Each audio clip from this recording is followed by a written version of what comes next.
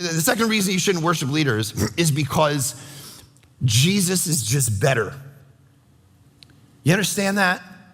He's better than any leader. This is true about every sin problem you have in your life.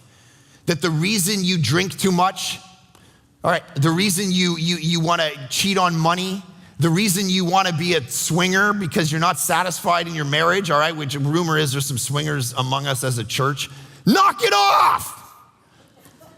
Some of you are like, what's a swinger? Look it up later, all right? Go back to the pineapples, all right? The reality is this, man. The reason we sin is because Jesus ain't enough for our soul. We think he's not, because here's what we've been pitched. We've been pitched a version of Christianity that says you should obey Jesus kind of against what you want to do because out of some vague obligation. And so you should pay attention. So it's like when my kids go to McDonald's. I drove them to McDonald's on the way home from youth group, and they said, I want a McFlurry. And I said, no, you're getting a McSalad.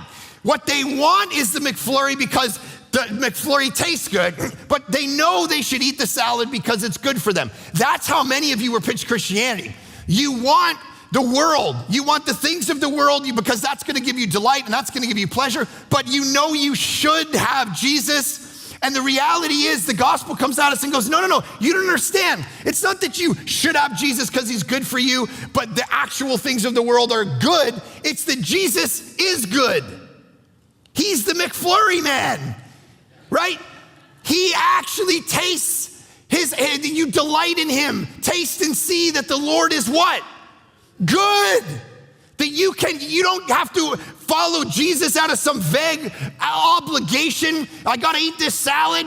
It tastes like garbage, but I know it's good for me. That's how some of you think about Christianity. I know it's good for me, so I better take Jesus. But man, this ain't fun.